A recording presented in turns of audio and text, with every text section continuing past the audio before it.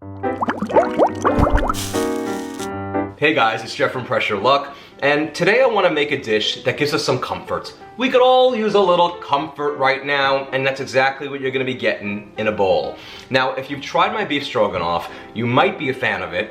I'm pretty sure you would be if you tried it. It's, to me, the best I've ever had. And I'm not just saying that for marketing purposes. Alright, maybe a little bit of this marketing involved in this, but I truly feel it is the best stroganoff I've ever had, and I've had many a person tell me the same. My secret ingredient is to add an herb cream cheese at the end, kind of like a fancy thing like a boursin or an alouette, something like that. So today I decided to change my stroganoff up a bit. Instead of using some stew cube type meat, how about we just use some ground beef or any kind of ground meat you like and mix it up with some pasta shells in there and make it a rich and creamy stroganoff pasta. Wait until you try it out. We're gonna do it right in the Instant Pot. Couldn't be easier, couldn't be more delicious. The end result's going to be so spectacular and so simple to make, you're all gonna fawn all over that pot. So let's go right to the Instant Pot and make some Stroganoff shells. Let's start off with a yellow onion and dice it up. Now we're gonna go to the Instant Pot and add in 2 tablespoons of extra virgin olive oil. Alright, now we're gonna come down to the Instant Pot and hit saute and adjust so we're on the more or the high setting. We just wanna give the oil some heat and give it about 3 minutes of heating up. And after about 3 minutes of our oil heating up in the pot, look at that, we're gonna then add in our onion. And we're going to saute our onion for about 2 minutes. And after about 2 minutes of sauteing our onion, it should become a bit translucent. And now I want to add in 2 tablespoons or 1/4 of a stick of salted butter. And then just swish that around in the pot until it melts.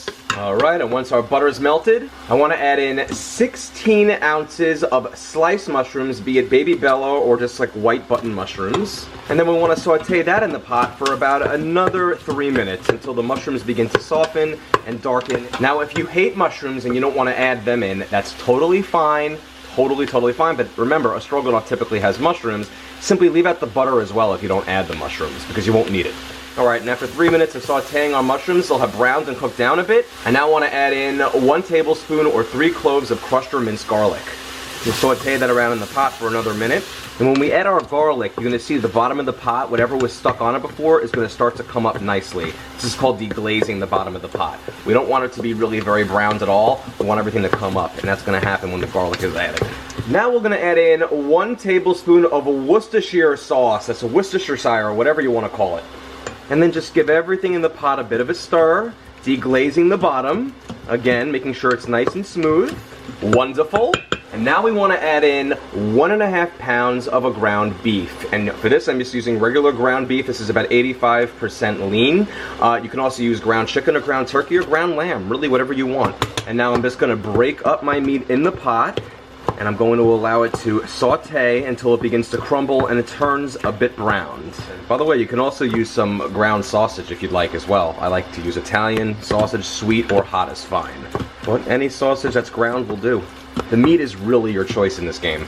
Alright, and after about 3 minutes of our meat becoming nice and crumbled and lightly browned, I'm going to add in 1/2 cup of a dry white wine, like a Chardonnay or a Pinot Grigio, followed by an optional tablespoon of a Dijon mustard, like Grey Poupon. You don't have to add this, and it's not going to make it taste mustardy, it just adds amazing flavor. Alright, I'm going to stir that all up, and I'm going to let everything in the pot simmer for another 2 minutes.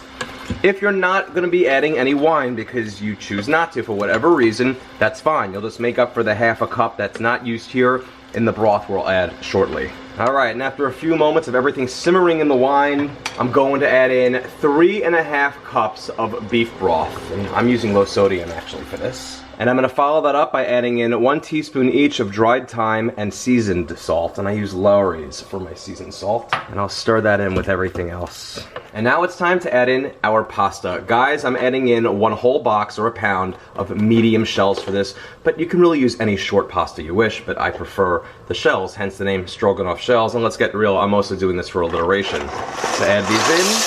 Now, I don't ever want to stir my pasta in. I just simply want to take a spoon or a spatula and smooth it out and kind of just press it down into everything going on in the pot. It's okay if some of the pasta is peeking above the broth. That's absolutely fine. It's going to get cooked. But this is how I want to submerge my pasta, just like this. All right, we're ready to pressure cook. I'm going to secure my lid.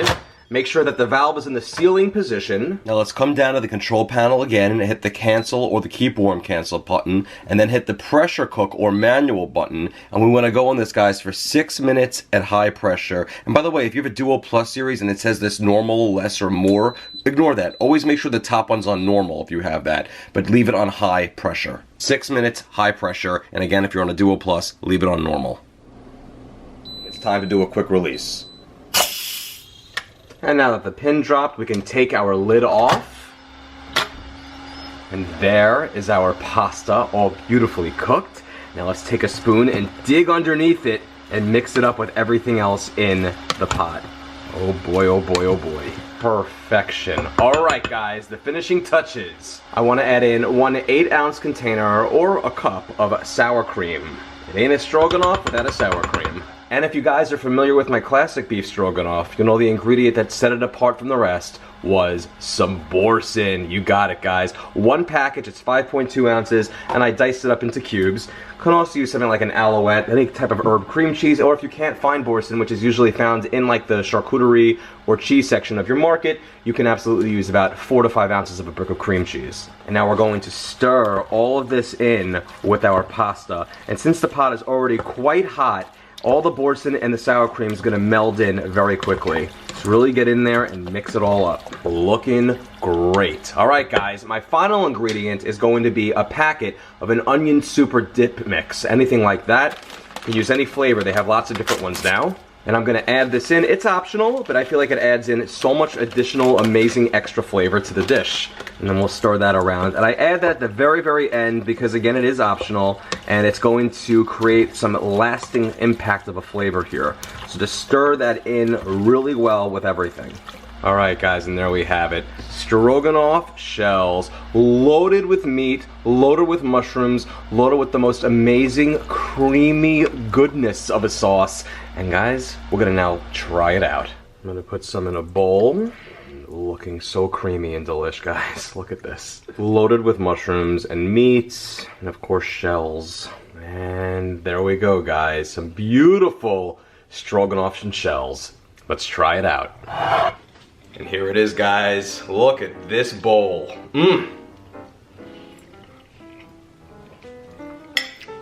Comfort in a bowl.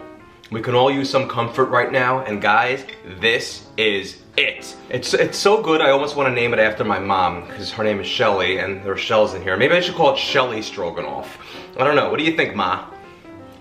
Look at this. It's so good. It's like, literally, like I said, pure comfort in a bowl. It is so perfect for this time right now that we're living in. It just gives you happiness when you taste it. You can just look outside and it can be gloomy and gray, and that just goes to show you, as a little metaphor there. Just because it might look gloomy and gray outside doesn't mean that the flavors of life can't be beautiful. Did you roll your eyes a little bit with that one? That was a little bit saccharine. Yeah, I know. It's like eating a giant pixie stick almost. But this, on the other hand, divine. I love the mushrooms. If you don't want mushrooms, leave them out, but I love them so friggin' good.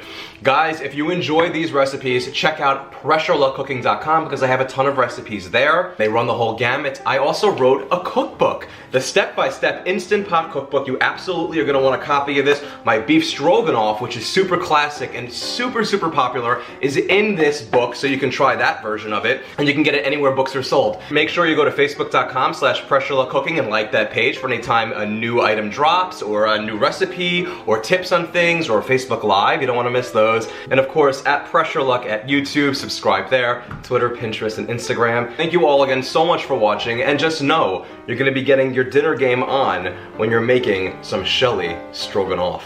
Enjoy.